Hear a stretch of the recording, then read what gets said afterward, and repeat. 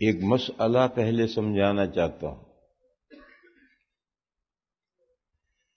ہماری جماعت کے ایک بڑے ذمہ دار نے رات مجھ سے، اور میں ہی نہیں تھا، امام صاحب بھی تھے، دوسرے امام صاحب بھی تھے، سب کے سامنے یہ بات انہوں نے کہی کہ کچھ بعض عورتوں کے یہ ٹیلی فون آتے ہیں اور آئے ہیں کہ ان کے شوہر ان سے پچھلے راستے میں فائدہ اٹھانے پر عورتوں کو، بیویوں کو مجبور کرتے ہیں۔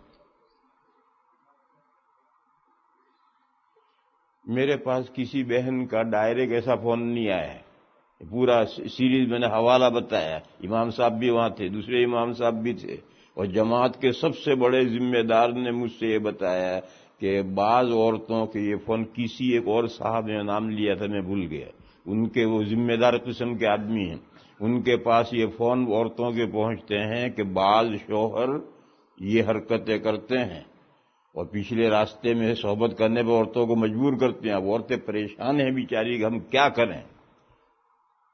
انہوں نے یہ کہا کہ مولانا مفتی صاحب سے پوچھو مسئلہ، ہم کیا کریں۔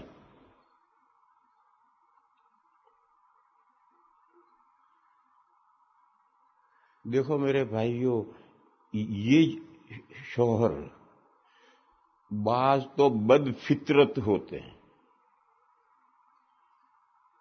وہ جوانی سے بد فعلی کے عادی ہوتے ہیں، خبیث فطرت ہوتے ہیں، پھر شادی ہونے کے بعد وہ اپنی وہ فطرت بیوی کے ساتھ پوری کرنا چاہتے ہیں۔ ایسے کچھ تو بد فطرت ہیں اور کچھ غیر مقلدین ہیں، سلفی ہیں، کیونکہ غیر مقلدین کے یہاں، سلفیوں کے یہاں پچھلی راستے میں بھی صحبت کرنا جائز ہے۔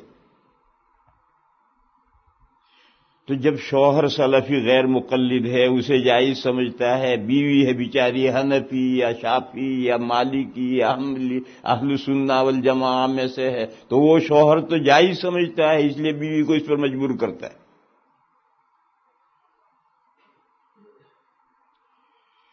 سلفیوں کے یہاں یہ حرکت کیسے جائز ہو گئی؟ قرآن پاک میں جو آیت پاک ہے، نساؤکم حرث لکم فأتوا حرثکم انا شئتم، تمہاری بیویاں تمہارے لیے کھیتی ہیں، بس آؤ تم اپنی کھیتی میں جہاں سے چاہو۔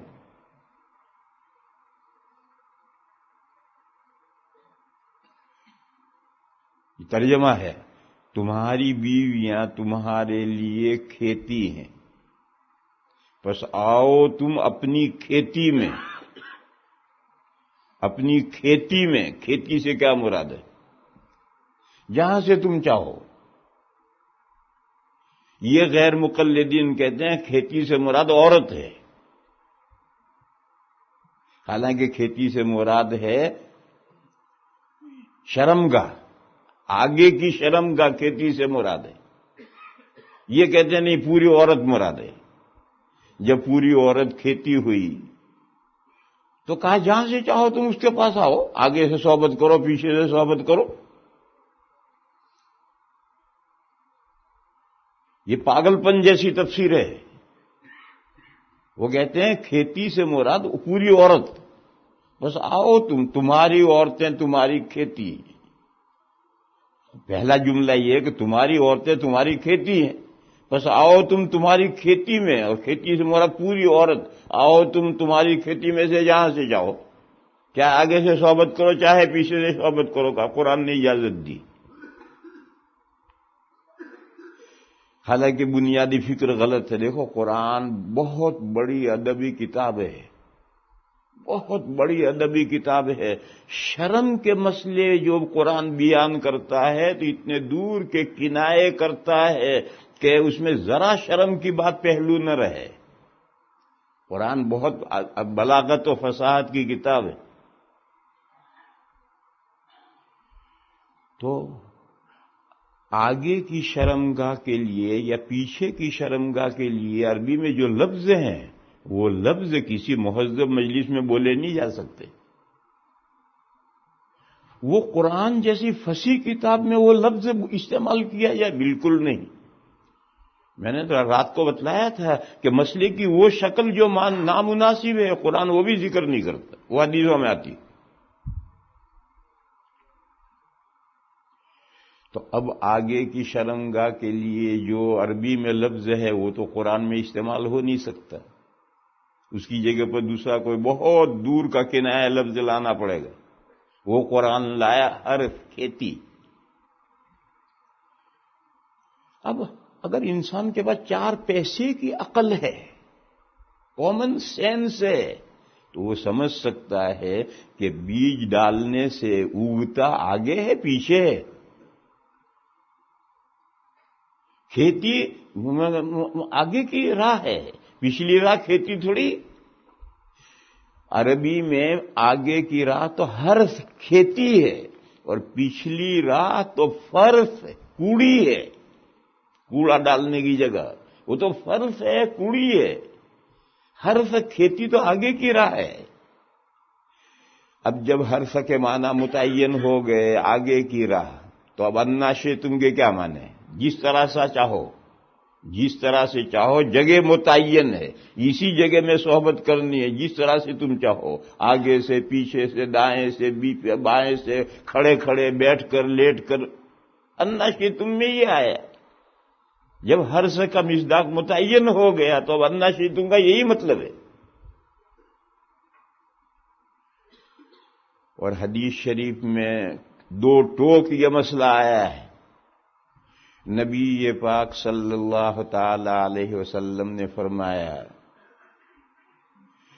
من اتا کاہنن او حائضا او امرأۃ فی دبورها فقد کفر بما انزل علی محمد صلی اللہ تعالی علیہ وسلم. حضور نے فرمایا جو شخص 3 کاموں میں سے کوئی بھی کام کرے، جوتشی کے پاس گیا، اس کو اپنا ہاتھ دکھا کر کے اپنا بھویش، اپنا فیوچر معلوم کیا، اور جو کچھ اس نے بتلایا اسے مان لیا. ایک. دوسرا، بیوی سے حالت حیض میں صحبت کی عطا حائضن، حائضہ سے صحبت کی،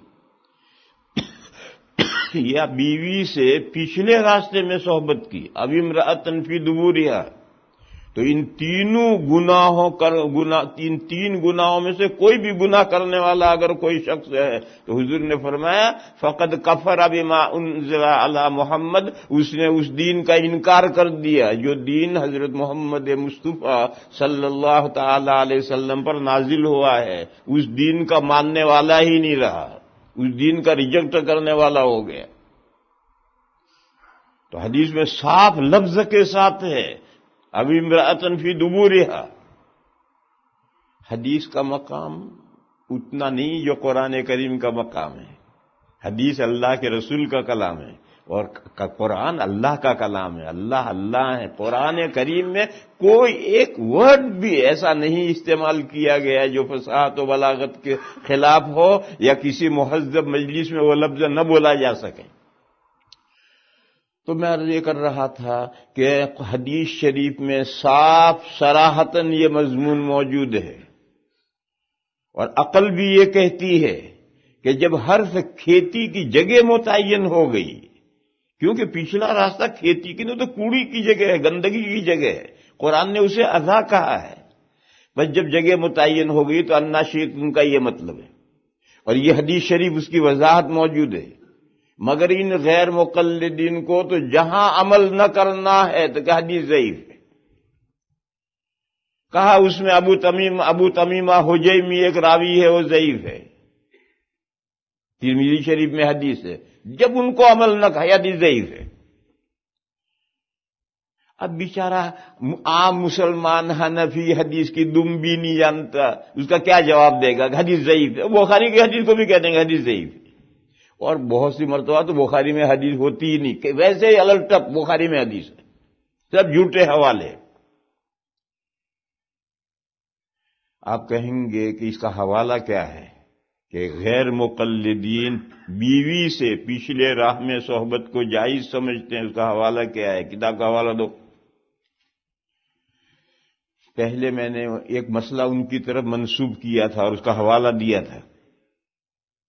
میں نے ان کی طرف یہ مسئلہ منسوب کیا تھا کہ بیویاں 4 میں منحصر نہیں، جتنی چاہو بیویاں شاید نکاح کر سکتے ہو، اور میں نے اس کا حوالہ دیا تھا کہ نواب صدیق حسن خان صاحب کے لڑکے نواب نور الحسن خان صاحب کی کتاب الف الجادی ہے، اس میں یہ مسئلہ ہے، جس کو دیکھنا ہو انہوں نے صاف کہا ہے کوئی حضرت نہیں، جتنی چاہو نکاح کرو، وہ ان کے مسائل کی کتاب ہے۔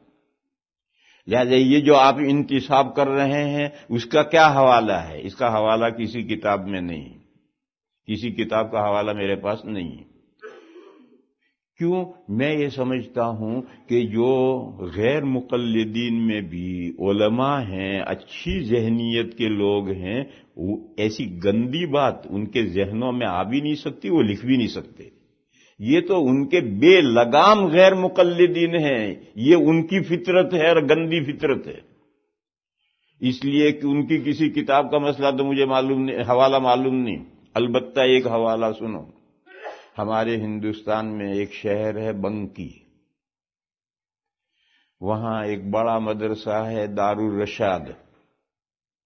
دارالرشاد میں دارالقضاء بھی ہے، جیسے یہاں بھی دارالقضاء ہوتے ہیں عورتوں کے معاملات۔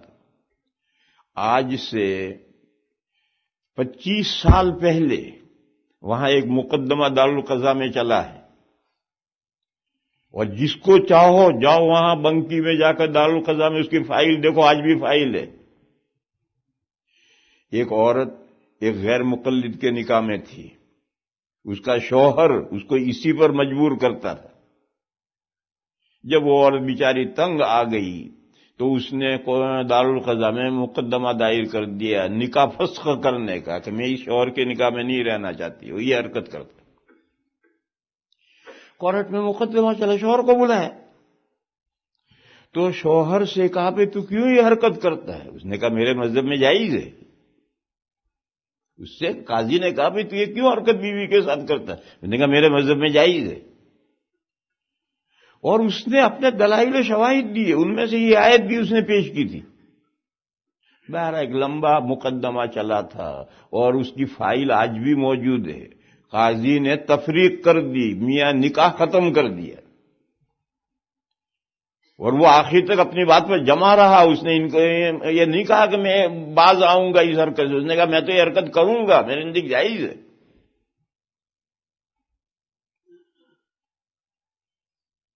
تو اس لیے یہ مقدمہ ہے بنکی، یو پی میں بڑا شہر ہے، وہاں دارالرشاد مدرسہ ہے، اس مدرسے کے ساتھ دارالقضاء ہے۔ 25 سال پہلے یہ مقدمہ وہاں غیر مقلد شوہر اور حنفی بیوی کا چل چکا ہے، اور قاضی نے اسی حرکت کی بنیاد پر نکاح ختم کیا ہے، اور شوہر نے تیار نہیں ہوا، اس نے کہا میرے مذہب میں جائز ہے، میں تو بیوی کے ساتھ یہ حرکت کروں گا۔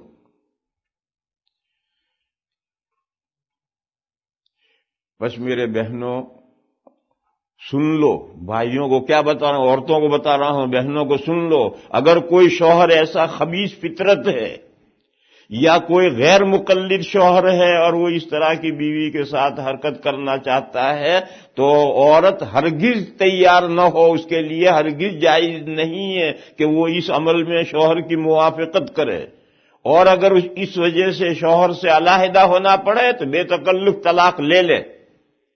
اللہ تعالیٰ اس بہن کا کفیل ہوگا، ذمہ دار ہوگا، اللہ بہترین انتظام کریں گے۔ باقی اس کے لیے ایک لمحے کے لیے بھی شوہر کی موافقت جائز نہیں۔ حالت حیض میں شوہر فائدہ اٹھانا چاہتا ہے، بیوی کے لیے موافقت جائز نہیں۔ اس مسئلے میں بھی بیوی کے لیے موافقت جائز نہیں ہے، اور اگر ان دونوں مسئلوں کی وجہ سے شوہر ناراض ہو جائے اور غصے ہو جائے اور شوہر نکاح ختم کرنا چاہے، بے تکلف ہماری بہنیں اپنے شوہر سے جدائی لے لیں، اللہ ان کا ذمہ دار ہوگا۔ ہرگز ان دو برائیوں کے اندر وہ شوہروں کی موافقت نہ کریں۔ یہ جو غیر مقلد ہمارے ہندوستان میں بھی واقعات پیش آتے رہتے ہیں، اور یہاں بھی جن بہنوں کے بیچاروں کے فون آئے ہیں، وہ فون یہ ان کے شوہر یہی سلف یہ غیر مقلد ہوں گے، اور جب انہوں نے کہا جائز ہے تو جائز کریں گے، اور پہلے سے ان کو بری عادت پڑی ہوئی ہے تو بیوی سے بری عادت پوری کرنا چاہتے ہیں۔ لا الہ الا اللہ۔ رات ہم بہت پریشان ہوئے کہ کیا اس معاشرے میں یہ کیا حرکتیں ہو رہی ہیں، اور معاشرے کو، لوگوں کو ہم کیسے سمجھائیں، لوگوں کے سامنے بات کیسے کریں۔ لکھ کر پمفلیٹ شائع کرتے ہیں تو غیر مسلم کیا کہیں گے کہ مسلمانوں کی سوسائٹی میں کیا ہو رہا ہے، اور کرنے والے یہ لوگ ہیں۔ اور میں نے پیچھے بتایا کہ ان کے یہ جائز ہے تو وہ سارے معاشرے کو بدنام کرتے ہیں۔ بس اگر کوئی عورت بھی غیر مقلد ہے، سلفی ہے، مرد بھی ایسا ہے، دونوں جانے جو کرنا ہو کرے۔